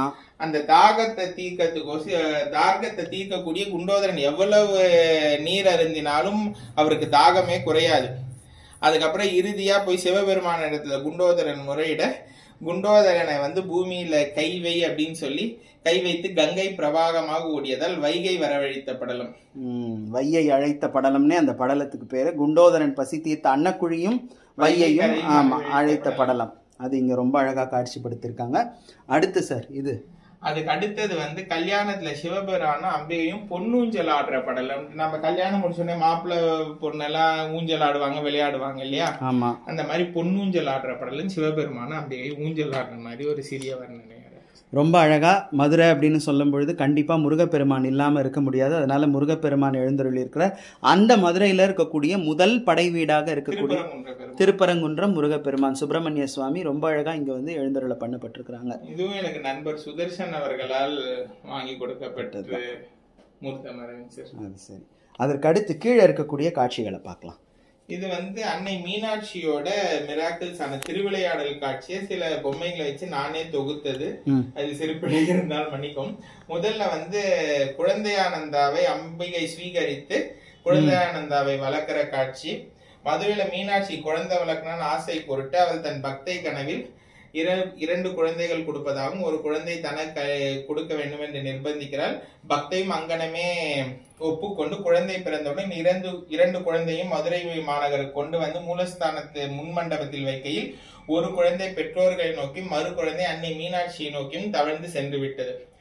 அப்புறம் பட்டர் இது என்ன வினோதமான பிரார்த்தனை, கோயில்ல போய் நம்ம குழந்தையெல்லாம் வளர்க்கறது ஆகாது அப்படின்னு சொல்ல அது இது மீனாட்சியோட கட்டளையா கனவுல வந்தது, நாங்க இதை மீறதுக்கு இல்லைன்னு பெற்றோர்கள் அந்த குழந்தைய மீனாட்சிக்கிட்டே விட்டுட்டு திரும்பி சென்று விடுகிறார்கள். இரவு பொழுது கனிந்த உடனே குழந்தையை தூக்கி போடலாம் அப்படின்னு குழந்தைய தூக்க போனாவே குழந்தை அம்பாள் கிட்ட இருக்க சொல்ல நல்லா இருக்கு, தூக்க போனா கத்துறது. சரி அர்த்த ஜாமம் முடிந்த உடனே குழந்தை இருட்டில் தூங்கிவிடும் என்று தூக்கலாம்னு சொல்ல மீனாட்சி வந்து கதவை தாளிட்டு அன்னையே குழந்தையை வளர்ப்பதாக குழந்தையை வளர்க்கிறார். அதனாலேயே அவருக்கு மீனாட்சி மைந்தர் என்றும் குழந்தையானந்தா என்றும் பெயர். மறுநாள் வந்து இதை அம்பிகை அதிகாரப்பூர்வமா அசரீரியாக தெரிவித்து குழந்தையானந்தா சுவாமிகள் மதுரை மீனாட்சி மைந்தன் என்றே அழைக்கப்படுகிறார். இங்க பாருங்க, நாம அங்க சின்னதா அந்த காட்சியை பார்த்தோமா, இங்க பாருங்க அந்த காட்சி தவழ்ந்த குழந்தையாக குழந்தையானந்த சுவாமிகள் பால் ஊற்றத்துக்காக வெள்ளி கிண்ணியோடு அன்னை மீனாட்சியை நம்ம பார்க்கிறோம். அதற்கு அடுத்து என்ன திருவிளையாடல் வைக்கப்பட்டிருக்கு அப்படிங்கறத பார்ப்போம். இது வந்து இந்த பீட்டர் பாதுகைன்றது வந்து மதுரையில ரொம்ப விசேஷமான ஒரு சேவையில அம்பாள் எப்ப தங்க குதிரையில வராரோ இந்த பீட்டர் பாதுகையை வந்து அணிந்துதான் வருவாங்க. சோ யார் இந்த பீட்டர் அப்படின்னு பாத்தீங்கன்னா ரவுஸ் பீட்டர் அப்படின்றவர் மதுரை ஆண்ட பிரிட்டன் கலெக்டரா இருந்தார். அவர் வந்து எப்பவுமே மீனாட்சி மேல ஒரு நாட்டமும் ஈடுபாடு கொண்டார். எப்பெல்லாம் அவர் வீட்டுல இருந்து அவரோட அலுவலகம் செல்வாரோ அப்ப வந்து நம்மள இந்து மக்களை போல் பாதணிகளையும் குதிரையிலிருந்து இறங்கி அந்த மாடவீதியை கடந்து செல்வார்கள். அப்ப இது மாதிரி மிகவும் பக்தி சிரத்தையோடு அம்பாள் மீது நாட்டமா இருந்த பீட்டர் வந்து அம்பாள் கருணை உள்ளம் புரிய வேண்டும் என்று ஒரு தடவை இடியுடன் கூடிய கனத்த மழை பெய்து கொண்டிருக்க சொல்ல எங்கும் வெள்ளமாக இருக்க சொல்ல பீட்டர் மிகுந்த கலக்கத்துடன் தயக்கத்துடன் இருக்கும் நிலையில் அம்பிகை ஒரு 3 வயது பதுமையாக பீட்டர் பீட்டர் என்று அழைத்து படுத்து உறங்கி கொண்டிருக்கும் பீட்டரை தன்னுடைய கட்டிலிருந்து தரதரவென்று இழுத்து வெளியே கொண்டு வரும் நேரம் வெளியே வந்த உடனே பவனம் இடிக்கு உட்பட்டு இடிஞ்சு விழுந்துட்டு. ஆமா. அதுக்கப்புறம் அவர் அந்த உரை நிலையில இருக்காரு. என்ன இது ஒரு யார் நம்ம உயிரை காப்பாத்தியது எதிர்பாராததுன்னு பார்க்க சொல்ல அம்பாள் குடுகுடுன்னு அந்த குழந்தை போய் மூலஸ்தானத்துல மறைஞ்சிடுறாங்க. அப்புறம் தான் யாருன்னு பார்க்க சொல்ல அம்பாள் வந்து பீட்டரை காக்க தானே 3 வயது பதுமையாக வந்ததும் பச்சிளம் குழந்தை காலுடன் கண்ட பீட்டரை இனி மகாராணியான நீங்கள் பாதுகையுடன் இருக்க வேண்டும் என்று தங்கத்தால் மாணிக்க கற்கள் பதித்த பாதுகை ஒன்றை செய்து அம்பாளுக்கு சமர்ப்பணம் செய்கிறார். அதே பீட்டர் பாதுகை என்று இன்றளவும் வைபவங்களில் அம்பாளுக்கு சாத்தப்படுகிறது. அவர் இருந்த பங்களாக்கு கலெக்டர் பங்களான்னு பேரு, இன்னைக்கும் அதே பேர் தான், கலெக்டர் பங்களா அப்படிங்கிற பேரோட தான் மதுரையில இருக்கு. அதை தான் நம்ம இங்க பாக்குறோம். இது வந்து பாத்தீங்கன்னா ஆடி முளக்கட்டு உற்சவத்தின் போது 7ஆம் நாள் திருவிழா அம்பாள் வந்து தங்க குதிரையில் வரும்பொழுது இந்த தங்க அங்கன்வடிகளை அணிஞ்சு கொண்டு தான் வருவாங்க. அந்த மாதிரி ஒரு அற்புதமான காட்சி இங்கே வைக்கப்பட்டிருக்கு. அடுத்து ரொம்ப ரொம்ப பிரபலமான ஒரு திருவிளையாடல் மீனாட்சி இந்த நிகழ்காலத்தில் நிகழ்த்திய ஒரு திருவிளையாடல். இப்பொழுது சரியாக ஒரு 200-300 ஆண்டுகளுக்கு முன்னாடி நடந்த ஒரு திருவிளையாடல். இதையும் நீங்களே சொல்லுங்க ஹரி சார். அதாவது மடப்பள்ளி ஸ்ரீனிவாசன் என்று இருந்த தலைமை மடப்பள்ளி சமையற்காரர் வந்து அம்பாள் மீது மிகுந்த சிரத்தை பக்தியுடன் அன்பு கூர்ந்து தன்னுடைய பணிகளை சிறிதும் நேர்த்தி தவறாமல் அம்பாளுக்கு அனுதினமும் பட்சணங்களும் பிரசாதங்களும் செய்வித்து வந்தார். ஒரு முறை திருமலை நாயக்கத்தன் பூஜைக்கு ஆணையிணங்க அன்று மிகவும் சோர்வுடன் இருக்கப்பட்ட நீலகண்ட மடப்பள்ளி ஸ்ரீனிவாசன் ஒரு 2 மணி நேரம் ஓய்வு பெறுவதற்காக மடப்பள்ளியிலேயே ஒரு கல்மியில் அப்படியே சாஞ்சி தூங்கிடுவார். ஆனா அப்புறம் யார் எழுப்பியும் அவரால் அந்த சோர்வினால எழ முடியவில்லை. விவரம் அறிந்த அன்னை தானே மடப்பள்ளி சென்று ஸ்ரீனிவாசனுக்காக அத்தனை பட்சணங்களும் தன் சொந்த கையால் அவங்களே அரிசி எடுத்து பருப்பெடுத்து பட்சணங்கள்லாம் தயாரிப்பாங்க. அது மறுநாள் வந்து பொழுது விடிந்திருக்கும். விடிந்த உடனே காவலர்கள் மடப்பள்ளியை நோக்கி வர சொல்ல இவர் அப்பதான் தூக்க கலவரத்துல இருந்து எழுந்த உடனே ஐயோ ஒண்ணும் இல்லைன்னு சொல்ல அவர்களே உள்ள போய் அனைத்து விதமான பட்சண பிரசாதங்கள் எல்லாம் எடுத்து மூலஸ்தானத்துக்கு எடுத்துட்டு போயிட்டு பட்டாச்சாரியார் தீவார்ந்த பார்க்க அம்பாளோட மாணிக்க வைர புல்லாக்கு வந்து அம்பாளோட திருமுக மண்டலத்துல இல்லாம இருக்கிறது அறிந்த உடனே அம்பாள் அப்ப பிரத்யட்சமா வந்து மடப்பள்ளி ஸ்ரீனிவாசங்க நானே இந்த பிரசாதங்கள் அனைத்தையும் சமைத்தேன் என்றும் ஒளி அங்க இல்லாத காரணத்தால் அந்த மாணிக்க முகுதி அம்மி மேல வச்சு அந்த ஒளியில் சமைத்தாகவும் அந்த அங்கேயே இருக்கிறதாகவும் கூறி மறைந்தார். அதே போல அந்த வைரபுல்லாக்கு வந்து அம்மி மேல இருந்து திருப்பி எடுத்துன்னு வந்து அம்பாளுக்கு மாட்டி மடப்பள்ளி ஸ்ரீனிவாசருக்காக அம்பாளை இறங்கி சமைத்த வைபத்தை. சோ எந்த வர்ணத்தவராயினும் இருந்தாலும் அம்பாள் வந்து பக்திக்கு உட்பட்டவள். பக்தி நாம செய்யற தொழில் மேலேயும் அம்பாள் மேலேயும் வந்தா எந்த கஷ்டத்தையும் காப்பாத்த அம்பாள் கண்டிப்பா ஓடி வருவான்ற மிகப்பெரிய கருத்தா இதை நான் பார்க்கிறேன். கண்டிப்பா. அடுத்த காட்சியை பத்தி சொல்லுங்க சார். அடுத்த காட்சி வந்து நீலகண்ட தீட்சிதருக்கு வந்து அம்பாள் அருள் புரிகிற காட்சி. திருமலை நாயக்கர் மன்னர் சபையில நீலகண்ட தீட்சிதர் வந்து அமைச்சராக இருக்கும் பண்ண நாயக்கர் வந்து தன்னுடைய மகாராணியோட சிற்பத்தை வடிக்கிறதுக்கு ஒரு தலை சிறந்த சிற்பியை கூப்பிடுவார். அந்த சிற்பி மும்முறை முயற்சித்தும் தொடையில மட்டும் ஒரு இடத்துல வந்து பழுது பட்டுண்டே இருக்கும். விவரம் அறிந்தவர் நீலகண்ட தீட்சிதர் கிட்ட போய் இந்த விஷயத்த சொன்ன 3 முறை அதே மாதிரி வந்ததுனால அதை அப்படியே விட்டுடுங்க, அவங்களுக்கு அங்க தழும்போ மச்சமோ இருக்கலாம்னு உரைப்பார். ஸோ அதே மாதிரி சிற்பம் நிறைவேறி அது ராஜாவின் பார்வை கொண்டு வரப்போது ராஜா எப்பவுமே வந்து தெய்வ ஸ்வரூபங்களை கேசாதி பாதமாகவும் மக்கள் ஸ்வரூபங்களை பாதாதி கேசமா மேல இருந்து பார்த்துட்டே வர சொல்ல அருமை அட்டகாசம் பேஷன் வர்ணனை செய்த ராஜா தொடைய பார்த்ததும் இது என்ன இந்த மாதிரி ஒரு பிழை இருக்கிறதுன்னு சொல்ல நடந்த அனைத்தையும் வந்து சிற்பி வந்து திருமலை நாயக்கருக்கு சொல்ல அப்போ ராஜாவுக்கு வந்து ஒரு சந்தேகம், நம்ம அந்தரங்கம் வந்து நம்மளோட அரசியல் பேசக்கூடிய நீலகண்ட தீட்சிதர் ஒருவர் தானே, அவர் வந்து ஏதாவது தவறாக நீலகண்ட தீட்சிதரை பார்த்து அவருக்கு தண்டனை பொறுப்புன்னா ஒரு பார்வை எடுக்க யோசிப்பாரு. இதை வந்து ஒற்றர்கிட்ட சொல்லி நீலகண்ட தீட்சிதர் அரண்மனைக்கு அழைத்து வா என்று சொல்ல போது விவரம் அறிந்த நீலகண்ட தீட்சிதர் அவர் பூஜை முடிந்தோன்னா அந்த அக்னியிலேயே தன்னோட பார்வையை பொசிங் என்று உங்கள் மன்னர் எனக்கு என்ன தண்டனை கொடுக்க வேண்டும் என்று நினைத்தாரோ அது நிறைவேறி விட்டது என்று மன்னரிடத்தில் சொல்லுங்கன்னு சொல்லுவாரு. ஒற்றன் அதையே போய் மன்னரிடத்தை சொல்ல மன்னர் அப்போது தான் அவர் வந்து தன் நிலை உணர்ந்து ஐயோ நான் மாபெரும் தவறு செய்து விட்டேன். நீலகண்ட தீட்சை வந்து ஒரு மாபெரும் சித்த புருஷர், நினைப்புல நாம நினைச்சதையே வந்து தெரிஞ்சுக்கக்கூடிய சர்வ வல்லமை பொருந்தியவருக்கு வந்து உடல்ல இருக்க ஒரு இது தெரியாம இருக்குமா, அவர்கிட்ட மன்னிப்பு கேட்கலான்னு சொல்ல மூவரும் போய் மீனாட்சி கிட்ட சரணடைகிறாங்க. மீனாட்சி நீலகண்ட தீட்சை பார்வையும் கொடுத்து நாயகருக்கு நல்ல அறிவுரையும் கொடுத்து நீலகண்ட தீட்சின் சொல்லுக்கிணங்க அவர் மிக சிறந்த முற்போக்குவாதி. அவர் ஆலோசனைப்படி மதுராபுரியை அரசாட்சி செய்து மதுரைக்கு பெருமை சேர்க்கும் வண்ணம் அனைவரையும் ஆசீர்வதித்தார்கள். ரொம்ப பிரமாதம். இந்த பக்கத்துல என்னென்ன இருந்தது, எவ்வளோ அழகா அதை வந்து டாக்டர் ஹரிஹரன் அவர்கள் ரொம்ப அழகா வர்ணிச்சு காமிச்சார். அப்படியே அந்த காலத்துக்கு போயிட்டு வந்த மாதிரியான ஒரு உணர்வை ஏற்படுத்தியிருக்கு. அதுவும் குறிப்பாக இந்த காலகட்டத்தில் சமகாலத்தில் புராண கால செய்திகளும் இங்கே வைக்கப்பட்டிருக்கிறது. அதே மாதிரி இந்த சமகாலத்தில் நடந்த செய்திகள் இப்போ கடந்த ஒரு 300 ஆண்டுகளிலிருந்து நடந்த செய்திகள் அத்தனையுமே இங்கே வந்து கொலுவாக காட்சிப்படுத்தப்பட்டிருக்கு. இது எதுவுமே புனைக்கதை அல்ல, மதுரையில் எழுதி வைக்கப்பட்ட வரலாறு, புனைக்கதை அல்ல. அந்த பக்கம் என்ன இருக்குது அப்படிங்கிறத நம்ம பார்ப்போம். அதை சொல்கிறதுக்கு முன்னாடி எனக்கு வந்து ரொம்ப ரொம்ப மகிழ்ச்சியான விஷயம் என்னென்னா, ஒரு தமிழ் இலக்கியம் அதிலும் குறிப்பாக பிள்ளைத்தமிழ் இலக்கியம் ஒரு 7 வயசு குழந்தை மதுரைக்கு வந்தப்போ பாடின ஒரு இலக்கியம் மீனாட்சி அம்பிகையினுடைய பிள்ளைத்தமிழ். அதை எப்படி கொலுவாக காட்சிப்படுத்த முடியும் அப்படிங்கிறது பலருக்கு அது வந்து சேலஞ்ச் தான். ஆனால் அதை வந்து திரு ஹரிஹரன் அவர்கள் ரொம்ப அழகாக அமைச்சிருக்கிறார். அதோடு சேர்த்து ஒரு சில வரலாற்று நிகழ்வுகள் அந்த பக்கமும் இருக்குது. அதுவும் என்ன அப்படிங்கிறத பார்க்கலாம் வாங்க. சொல்லுங்க ஹரி சார், இந்த பக்கம் என்ன வைக்கப்பட்டிருக்கு?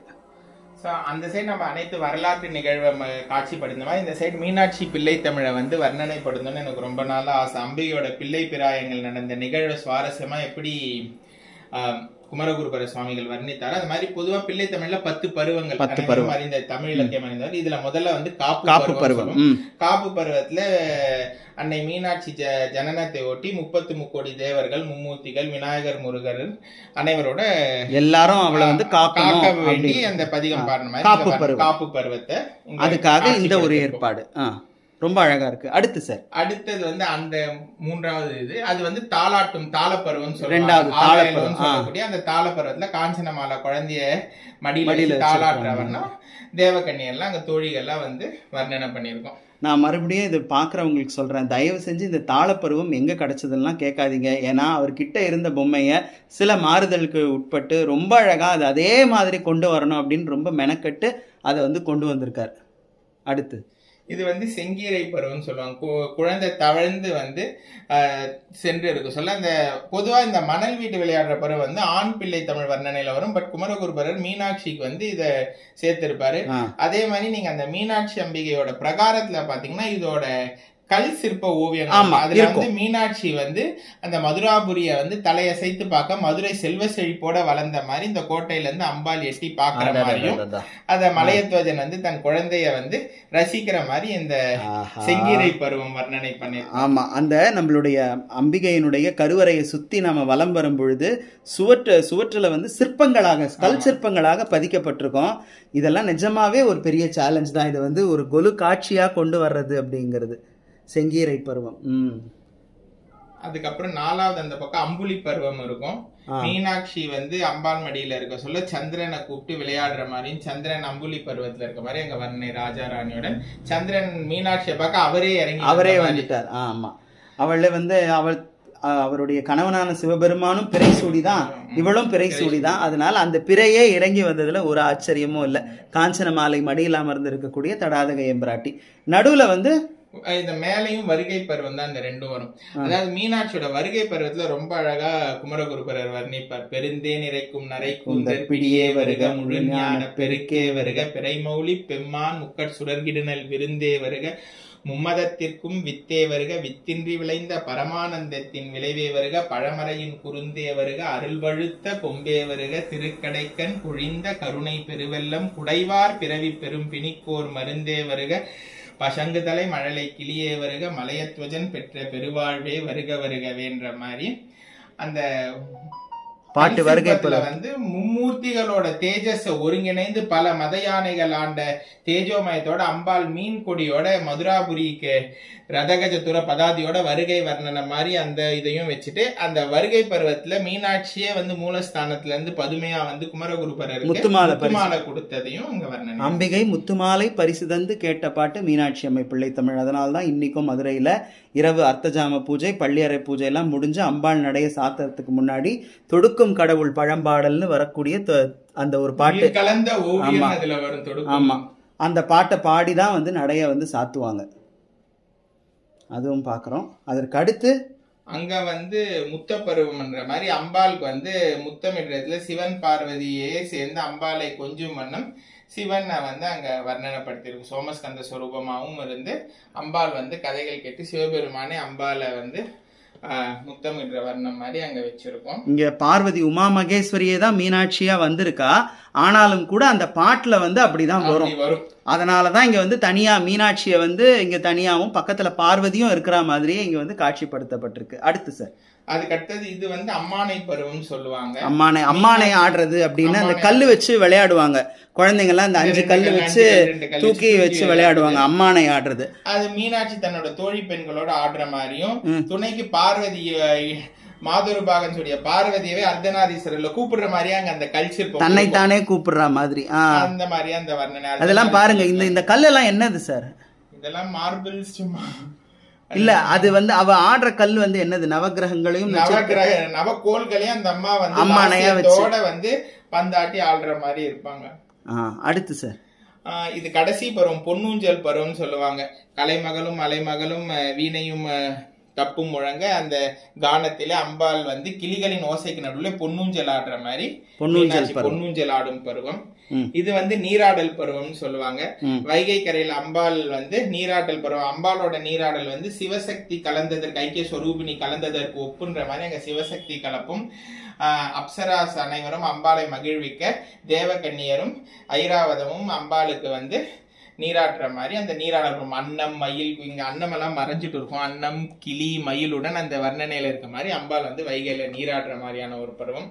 அதுக்கு வந்து சப்பானி பருவன்ட்டு ஞானசம்பந்தருக்கு பால் கொடுத்த கதை, முருகனை சீராட்டி பாலூட்டி வளர்த்த கதையெல்லாம் கேட்டு அம்பாள் தாளம் கொட்டுற மாதிரி அப்படி காரை நல்லா போட்டு இப்படி கை தட்டுற மாதிரி இல்ல, இப்படி தாளம் கொட்டுற மாதிரி சப்பானி கொட்டுதல் மாதிரி அந்த பிள்ளை தமிழுக்கான 10 பருவங்கள் அப்படி வச்சிருக்கோம் பாருங்க. மொத்த 10 பருவமும் அழகாக காட்சிப்படுத்தப்பட்டிருக்கு. இதுதான் சொன்னேன், ரொம்ப அருமையான ஒரு கொலு காட்சியை ஒரு மெனக்கடலோட அதுக்கான ஒரு ஈடுபாடோட செஞ்சாதான் இது இந்த மாதிரி எடுத்துட்டு வர முடியும். இதுல எதுவுமே செட்டு கிடையாது. இது தவிர இந்த ஒன்னே ஒன்று முத்துமாலை பரிசு தந்த இந்த காட்சியை தவிர வேற எதுவுமே பொம்மை வந்து செட்டாவே கிடையாது. இவரா எடுத்து வச்சிருக்கிறார். இந்த 10 பருவ காட்சி வர்ணனையிலுமே எனக்கு மனசுக்கு ரொம்ப பிடித்தது இந்த அம்மானை பருவத்துல அம்பாள் வந்து ஒரு லாசியமா அந்த கோள்களை வைத்து அம்மானை ஆடுற மாதிரி, அது ரொம்ப அந்த மீனாட்சி ரொம்ப பிடிக்கும்.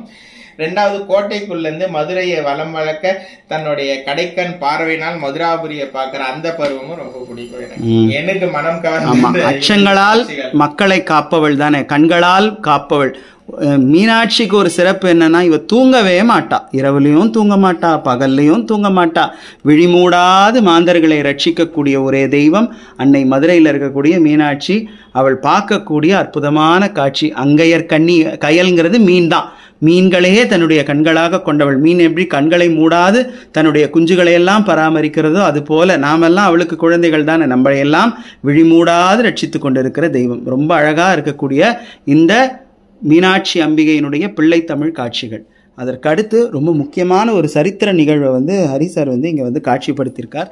என்ன அப்படிங்கறத வந்து பார்ப்போம். உங்களுக்கு மிகவும் மனதுக்கு நெருக்கமான டாபிக் இது வந்து மதுரையும் கண்ணகியும். ஆமா.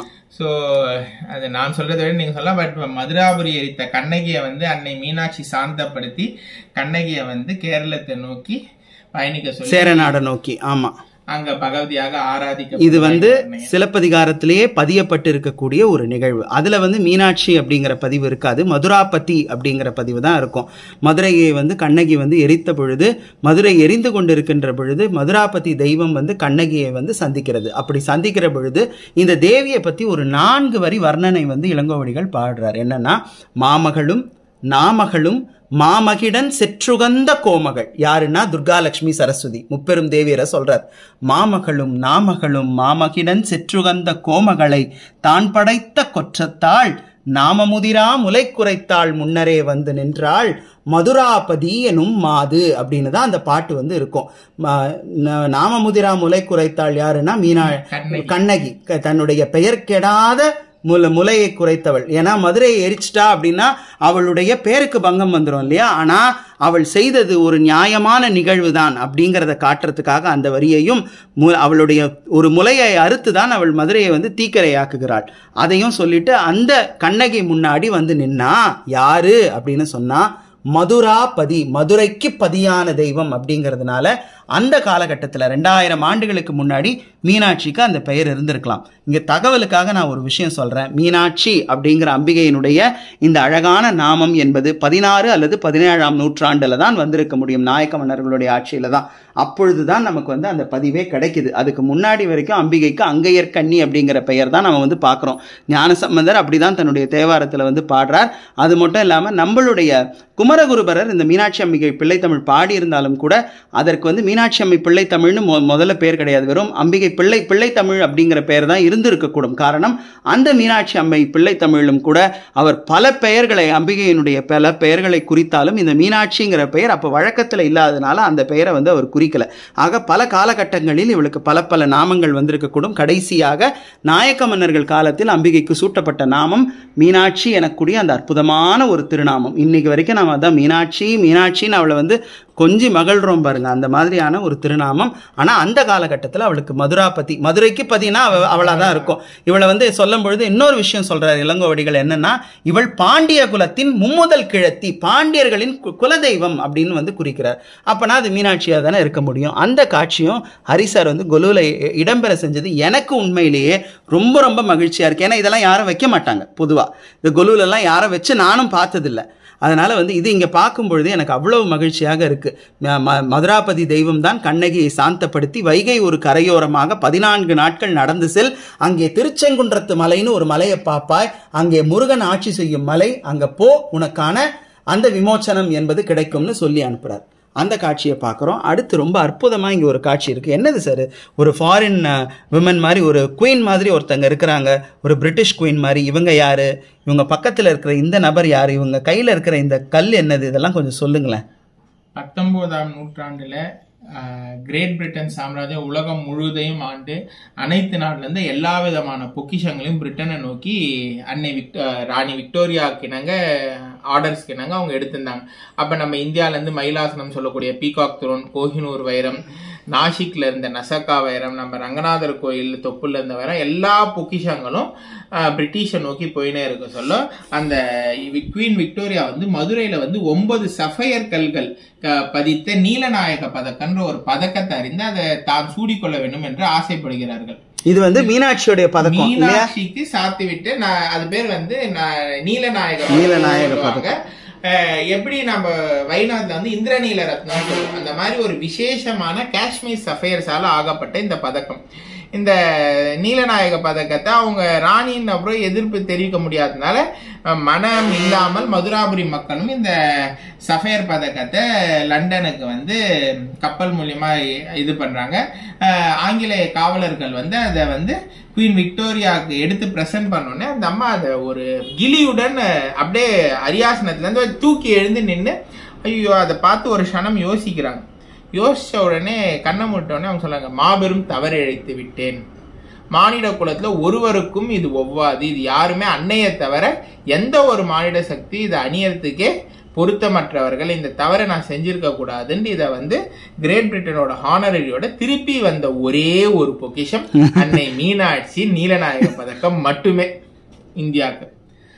பின்னாடி இவ்வளவு பெரிய ஹிஸ்டரி இருக்கு. மீனாட்சி கிட்ட இருந்து போனது மீனாட்சிக்கே மறுபடியும் வந்துருக்கு. மீனாட்சி கிட்ட மட்டும் இல்ல, எங்க இருந்தும் போயும் வந்த ஒரே பொக்கிஷம் இது மட்டும் தான். ஆமா, போனது எதுவுமே வரல, மீனாட்சி இது போனது மட்டும் வந்துருச்சு. அது இந்த நீலநாயக பதக்கம் வந்து மட்டும் திருப்பி எல்லா கௌரவத்தோட பிரிட்டிஷ் மரியாதையோட திருப்பி மதுராபுரிக்கு வந்தது. சரி, இது வரலாற்றுல அம்பிகையோட பெருமையை வந்து இந்தியா மட்டும் இல்ல உலக நாடுகளும் அறியும் வண்ணம் இந்த திருவிளையாடல் நிகழ்ந்த பண்ணணும்னே இந்த தீம் இதுக்கெல்லாம் செட்டு கிடைக்காது. என் கையில இருக்க ஒரு சில பொம்மையவே மாத்தி இந்த மாதிரி வச்சிருக்கீங்க. ரொம்ப அழகா இருக்கு. அடுத்து நம்ம கடைசி காட்சிக்கு நாம வரோம். சொல்லுங்க சார், யார் இவங்க எல்லாம்? மீனாட்சி வந்து வெள்ளி கவசத்துல சேவை சாதிக்கிற மாதிரி மீனாட்சியோட அடியவர்களாகிய குலகுருவும் அகத்தியர், பட் அம்பிகை பூஜை அகத்தியர், குமரகுருபரர், குழந்தையானந்தா, அப்புறம் எங்க குடும்பத்துக்கு மிகவும் நெருக்கம் மற்றும் ரொம்ப எங்களுக்கு வழிகாட்டுதல் என்னங்க கிருபானந்த வாரியார். எங்களுக்கெல்லாம் பரம குருநாதராக இருக்கக்கூடிய கிருபானந்த வாரியார் மதுரை கோயில்ல ஏன் இவர் இங்க வச்சிருக்காங்கன்னா, மதுரை கோயில்ல இருக்கக்கூடிய ஆடி வீதியில வந்து இவர் 30 நாள் 40 நாட்கள் சொற்பொழிவு தொடர்ந்து பல ஆண்டுகள் இவர் நிகழ்த்தி இருக்கிறார். என்னுடைய குருவோடைய அறிமுகமும் அதே ஆடி வீதியில தான் நடந்தது. சுவாமிகள் தான் வந்து பண்ணி வச்சார். அதனால வந்து வாரியார் சுவாமிகளையும் நம்ம இங்க பாக்குறோம். இங்க ஒருத்தர் இருக்காரு, இவரை பத்தி கொஞ்சம் சொல்லுங்க ஹரி சார். இவர் வந்து என்னுடைய முப்பாட்டனர், அதாவது எங்க அம்மாவுக்கு தாத்தா கே.ஆர். அண்ணாமலை செட்டியாருன்னு சொல்லுவாங்க. வாரியாரோட மிக நெருங்கிய தொடர்பு நண்பர் அவர். இன்று இந்த அளவு அவர் சிந்திய ஒரு சில துளிகள்னாலதான் இந்த அளவாவது எங்களுக்கு ஞானம் இருக்கும். என்னெல்லாம் வந்து 1வது 2வதுலயே திருவாசகத்தோட தான் எங்களை படிக்க சொல்லி எழுப்பியவர். ஓரளவு இந்த இந்த அளவு கடவுளை பத்தி எங்களால பேசக்கூடியதுன்னா அவர் போட்ட ஒரு சில துளி பிச்சைகள் மிகவும் மகா சிவராத்திரி அன்னைக்கு அவருடைய ஆத்மா பிரிஞ்சது.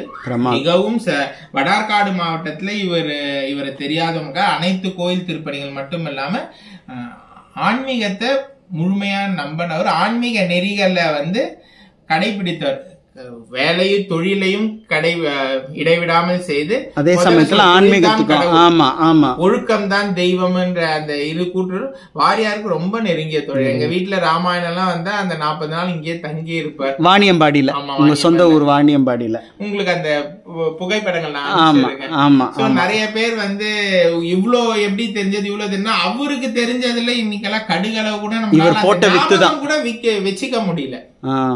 புரியுது புரியுது. இதுல ஒரே ஒரு விஷயம் இவரை பத்தி பெருமையா சொன்னா கால்குலேட்டர் தோத்துட்டாரு. இவங்க எங்களுக்கு வாணிபம் தான் தொழில். கால்குலேட்டர் தோத்துட்டு இவர் போடுற மேக்ஸ் வாய்ப்பாடு கணக்குல அந்த அளவுக்கு. இந்த நேரத்திலயும் இந்த பெருமகனாரை நம்ம நினைவு கூர்றது, ஏன்னா முன்னோர்களை நம்ம நினைவு கூர்றது அப்படிங்கிறது ரொம்ப ரொம்ப முக்கியமான விஷயம். ஹரிசாருடைய கொலுவில இருந்து நம்ம அதையும் நம்ம கற்றுக்கணும். நம்மளுடைய முன்னோர்களையும் நாம் நினைவு கூர்ந்து அவர்கள் நமக்கு விட்டு சென்ற அந்த பொக்கிஷங்களையும், அது அருள் பொக்கிஷங்களாக இருந்தாலும் சரி, அது இந்த லௌகீகத்துக்கு பயன்படக்கூடிய பொக்கிஷங்களாக இருந்தாலும் சரி, எதுவாக இருந்தாலும் அதை நினச்சி நம்ம நன்றி செலுத்தணும் அல்லது வணக்கம் செலுத்தணும் அப்படிங்கிறத நாங்கள் இங்கே கற்றுக்குறோம். மிக்க நன்றி ஹரி சார். எல்லாத்தோடும் ரொம்ப சந்தோஷம். நீங்க மதுராபுரி வர்ணனையை கொலுவா எடுத்து பார்த்தது அரவிந்த் சார், ரொம்ப ரொம்ப நன்றி. இப்போ நாம கடைசியா அம்பிகையினுடைய தரிசனத்தோடய நம்ம நிறைவு பண்ணலாம். கூட உங்க அம்மாவுடைய அந்த தரிசனத்தோடய நிறைவு நாங்கெல்லாம் நீங்க அந்த பராக் சொன்னீங்கன்னா ரொம்ப சந்தோஷப்படுவோம். கண்டிப்பா அம்மாவோட உட்காந்து பேசும்பொழுது கண்டிப்பா சொல்லலாம்.